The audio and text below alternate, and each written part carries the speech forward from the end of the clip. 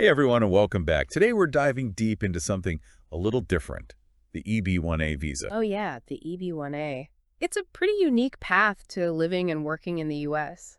You know, that one that's specifically for, what's the wording, extraordinary ability. You got it. I'm interested to learn more. What really gets me about the EB1A, though, is that it's for people with extraordinary ability, but you don't need a company to sponsor you.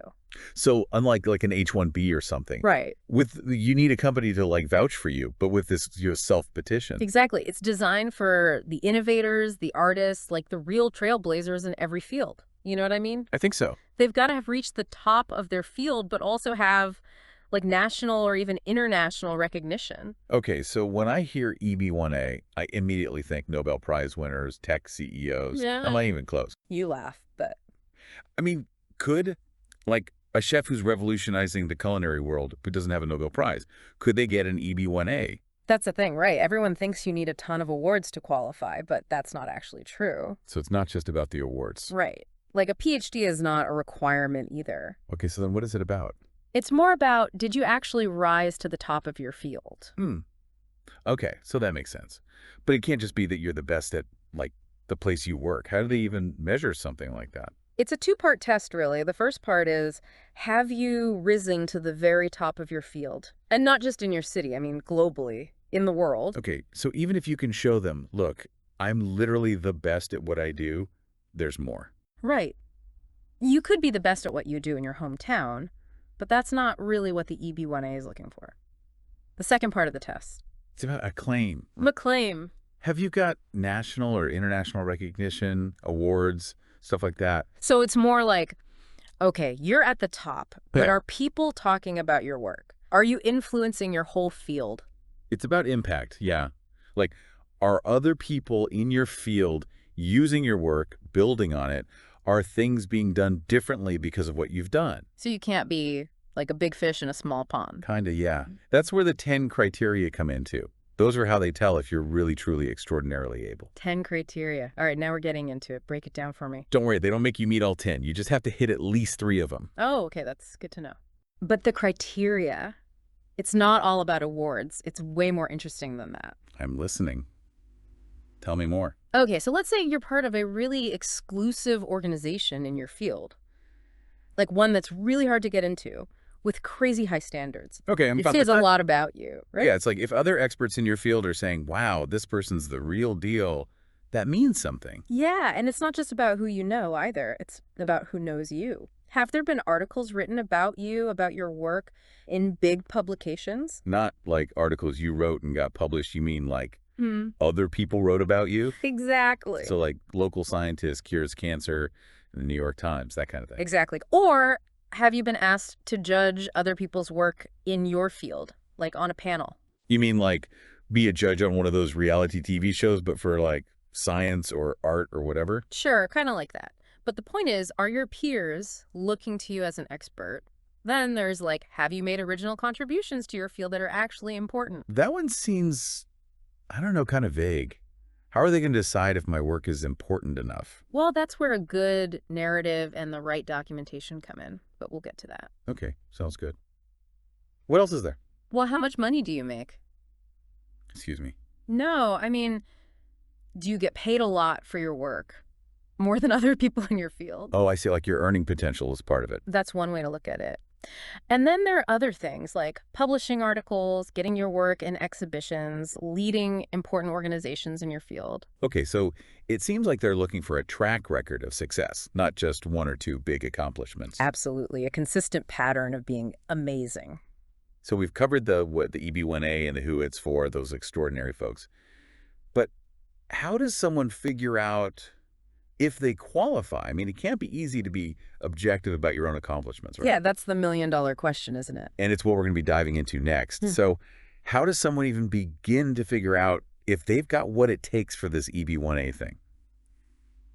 It can't be easy to be yep, I'm extraordinary, time to fill out some paperwork. It's definitely more than just deciding you're extraordinary one day. Right. It's about looking at your accomplishments and seeing if they match up with what USCIS is looking for, connecting your story to those benchmarks we talked about, So it's not just about having a few lines on your resume that sound impressive. It's about digging deeper, like what makes your work stand out, even within your specific field. Because, I mean, world-famous musician is a lot different from top-selling novelist, even though they're both creative fields. Exactly. Every field has its own, like, level. So someone could be, like, a super successful children's book author, Yeah.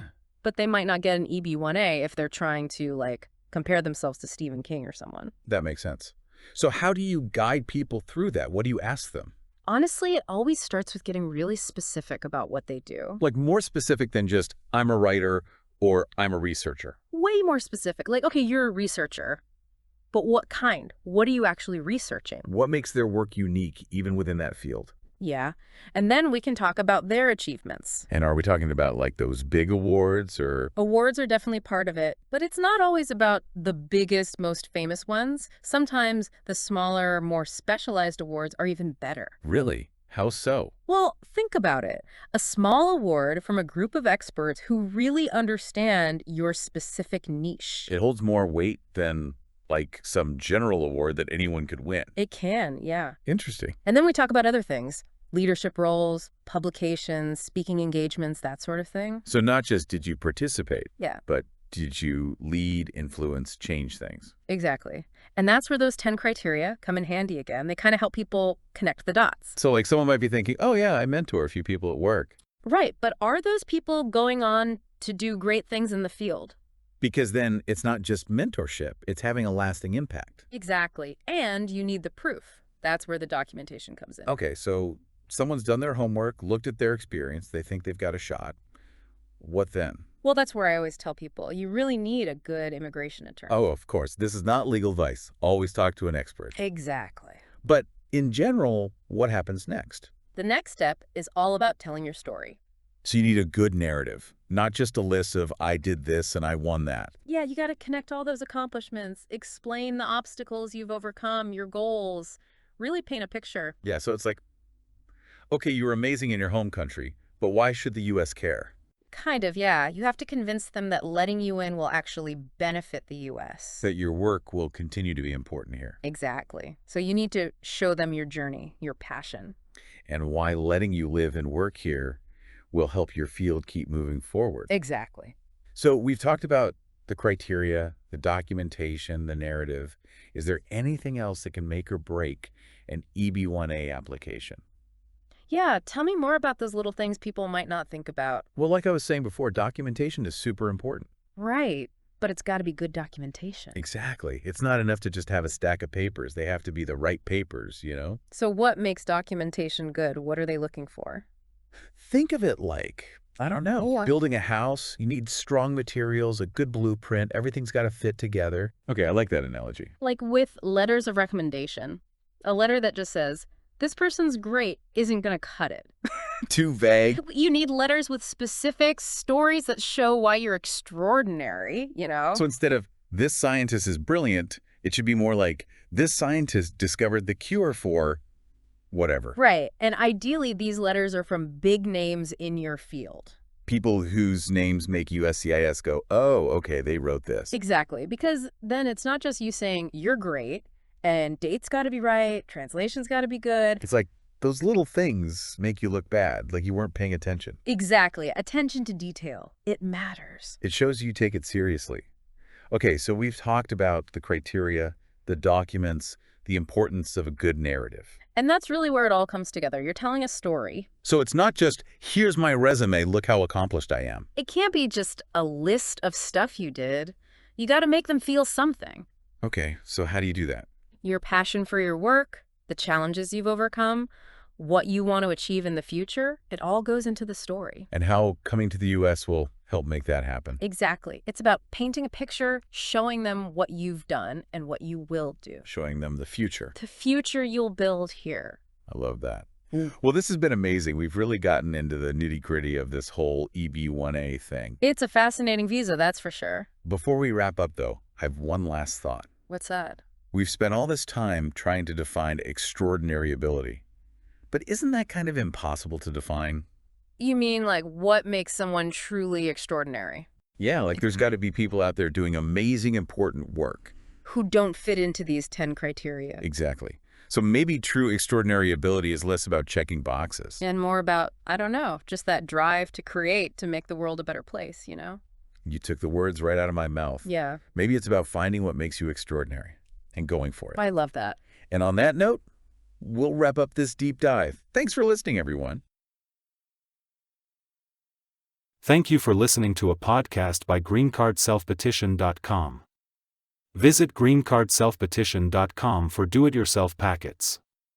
We aim to provide the collective experience of numerous applicants who have successfully self-petitioned for their green cards without employer sponsorship, in either the EB1A, Extraordinary Ability, or EB2NIW National Interest Waiver categories. Our DIY packets are designed to assist you in your self-petition journey.